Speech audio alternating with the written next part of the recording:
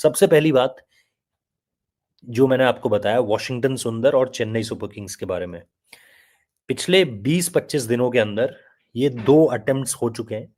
Chennai super Kings ने जो पहला अटेम्प्ट मारा था वो एक ऑल कैश डील के रूप में मारा था वॉशिंगटन सुंदर को। एक तरफ से उन्होंने वॉशिंगटन सुंदर तक ये बात पहुंचाने की कोशिश करी कि देखो यार, आपको ना बहुत ज्यादा इस समय पर ना तो मैच मिल रहे हैं वहां पे, और ना आपका रोल उस तरीके से स्पेसिफिक है। ये एक दो चीजें सीएसके ने वॉशी तक पहुंचाई कि आप 5-6 मैचेस क्यों खेल रहे हो, आप इस समय पे इंडिया खेल रहे हो, बढ़िया खेल रहे हो, आप हमारी टीम में आ जाओ, हमारी टीम में आपको सब कुछ जो है वो आपको मिलने वाला है। तो पहले ये चीज पहुंचाई गई। उसके बाद सीएसके ने एक ऑल कैश डील का ऑफर जो है वो जीटी की तरफ भेजा। ऑल कैश डील का ऑफर जो है वो कैंसिल आउट हुआ, वो कैंसिल हुआ पूरी तरीके से। और उसके बाद एक डील जाती है प्लेयर टू प्लेयर स्वैप की, कि चलो यार ऑल कैश नहीं चाहिए। अगर जीटी को ये लग रहा है, और जीटी को भी कुछ चीजों की तलाश जीटी को भी है, जीटी को ये लग रहा है कि इस पूरे के पूरे मामले में आने वाले समय में आपको जो है वो ये देखने को मिलेगा कि हाँ यार, ये दोनों चीजें जो है वो हमें क्या फायदा हो सकता है, हम सीएसके से कौन सा ऐसा। क्योंकि इस समय पर अगर आप जीटी में देखोगे, उनके पास विकेट कीपर है जॉस बटलर। यस, शायद उन्हें एक बैकअप विकेट कीपर के तौर पे आई थिंक अनुज रावत उनके पास है, अगर मैं गलत नहीं हूं तो। लेकिन अगर उन्हें एक बैकअप विकेट कीपर भी नहीं चाहिए, तो उनके पास 1-2-3 तो बेस्ट है उनके पास। शुभमन हो गए, बटलर हो गए, साई सुदर्शन हो गए। उनको चाहिए कोई 4 या 5 नंबर पर जो बढ़िया कर सके। तो वहां के लिए क्या वो चेन्नई से कोई खिलाड़ी ले सकते हैं?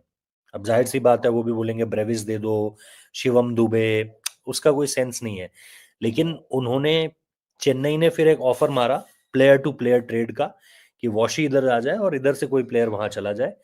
तो वो चीज भी जीटी ने जो है वो रिजेक्ट कर दी है। तो दोनों मामलों में, चाहे आप ऑल कैश डील बोलो, चाहे आप एक ट्रेड डील बोलो, इन दोनों मामलों पे जो है वो डील पूरी तरीके से कैंसिल आउट की जा चुकी है। अब जो है एक लौता ऑप्शन जो जीटी के अगेंस्ट सीएसके के पास बचता है, वो ये है कि वो अपनी डील को और बेहतर करके कैसे सामने रख सकते हैं।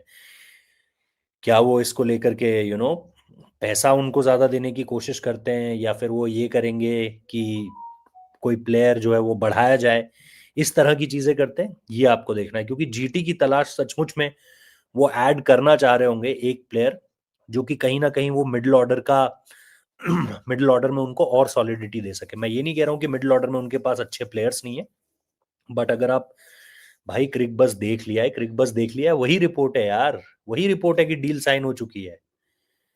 क्रिक बस का नया ट्वीट आया, कौन सा नया ट्वीट भाई, अब क्या नया ट्वीट आ गया आप लोग यार? Cricbuzz consent has been obtained from all 3 players. अच्छा ठीक है, ठीक है भाई। क्रिक बस तो ये कह रहा है कि कंसेंट दिया जा चुका है, consent has been obtained from. अब मैं आपको ये पूरा का पूरा मामला जो है वो इसमें से बता देता हूँ, ठीक है? चलो ये अच्छी बात है, ये मानोगे कि अब ये लोग भी आ चुके हैं कि रविंद्र जडेजा, सैम करन और संजू सैमसन वाला जो ट्रेड टॉक था वो पूरी तरीके से खत्म हो चुका है। मतलब खत्म हो चुका है, मतलब डील हो चुकी है, डन। अगले 48 घंटों में मामला जो है वो फॉर्मलाइज हो जाएगा, ऑन पेपर हो जाएगा, खत्म। रविंद्र जडेजा जा रहे हैं और संजू सैमसन इधर आ रहे हैं, ठीक है? It may take at least a couple of days. अब क्या लिख रहे हैं जी? Consent has been obtained from all 3 players, तीनों प्लेयर्स, संजू सैमसन से भी, रविंद्र जडेजा से भी, और सैम करन से भी कंसेंट लिया जा चुका है। And the expression of interest process has been initiated. अब ये क्या जाता है, ये है कि वॉशिंगटन सुंदर को लेकर के चेन्नई सुपर किंग्स बहुत ज्यादा इंटरेस्टेड है। और वो उसके इंटरेस्ट का कारण क्या है? एक चीज तो महेंद्र सिंह धोनी हमेशा ऐसे यूटिलिटी प्लेयर्स को अपने साथ जोड़ कर रखना चाहते हैं। दूसरी सबसे इंपॉर्टेंट चीज, चेन्नई सुपर किंग्स के पास इस समय पर कोई स्पिनर नहीं है, तगड़ा स्पिनर नहीं है। मतलब एक नूर जरूर है, फिर श्रेयस गोपाल है, इसके अलावा उनके पास स्पिनर नहीं है। चेन्नई हमेशा से एक हैवी स्पिन गोइंग साइड रही है, और क्योंकि उनके पास स्पिनर नहीं है तो उनको ये पता है कि उनको अब अपने पास एक स्पिनर जोड़ना है। वो वॉशिंगटन सुंदर हो तो बहुत बढ़िया, अदरवाइज उनके पास कुछ और ऑप्शंस भी हैं जिनको वो तलाशेंगे। मैं सारांश का नाम ले ही रहा था, तनुष कोटियान का नाम मैं ले ही रहा था। एसआरएच अगर हर्ष दुबे को रिलीज करती है, क्योंकि पिछली बार हर्ष दुबे उनकी पहली चॉइस नहीं थे, सेकेंड चॉइस भी नहीं थे, तो हर्ष दुबे उनकी मेरे ख्याल से थर्ड चॉइस थे, अगर मैं सही नहीं मतलब अगर मैं सही हूं तो वहां से लेकर यहां तक अगर आप देखोगे तो देर आर मल्टीपल स्पिनर्स जो आपको देखने को मिलेंगे।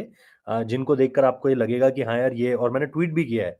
ये अगर आप देखोगे तो मैंने अपने ट्वीट में इस चीज़ को लेकर के जानकारी दी थी कि अजय मंडल एक छत्तीसगढ़ का लड़का है, लेफ्ट आर्म स्पिनर है, वो चाइनामैन बॉलर ही है और पहले रह चुका है सीएसके में। महेंद्र सिंह धोनी ने मतलब काफी इंप्रेस हुए थे, छोड़ना पड़ा, इस बार भी मतलब बढ़िया कर रहा है वो। लेकिन ये एक ऐसा प्लेयर हो सकता है जिस पर चेन्नई वापस जा सकती है, क्योंकि इसने महेंद्र सिंह धोनी को इंप्रेस किया हुआ है।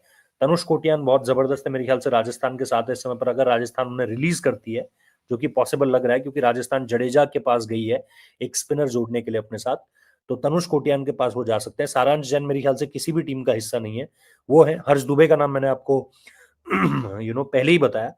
तो ये कुछ प्लेयर्स हैं जिनको जो भी टीमें स्पिनर्स चाहती हैं, जैसे एसआरएच खुद स्पिनर चाहती है, तो अगर उन्हें हर्ष दुबे पर बहुत ज्यादा कॉन्फिडेंस नहीं है तो वो हर्ष दुबे के साथ साथ अगर आप देखोगे तो तनुष कोटियान, सारांश जैन, इन सब के साथ वो आकर अपना गेम प्लान बना सकते हैं कि हमको किन प्लेयर्स को जो है वो इस वक्त पर फोकस में रखना है।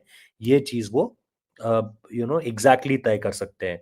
जीटी को इस समय पर चाहिए एक ऐसा प्लेयर जो उनके लिए बढ़िया कर सके। जहां तक बात है आपके स्पिनर की, सॉरी स्पिनर बोल रहा हूँ, एक एक मिडिल ऑर्डर प्लेयर की जो 4 या 5 नंबर पर आकर आपको अच्छा कंट्रीब्यूशन वहां पर दे सके, उस प्लेयर की वो तलाश कर रहे हैं।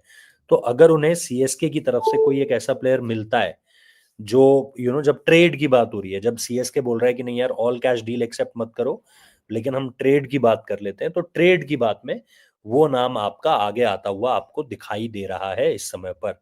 तो ये एक मेरे हिसाब से क्लियर कट डील हो सकती है जो आपको इस समय पर देखने को मिलने वाली है। ये पूरा का पूरा चेन्नई सुपर किंग्स का अभी सिचुएशन चल रही है।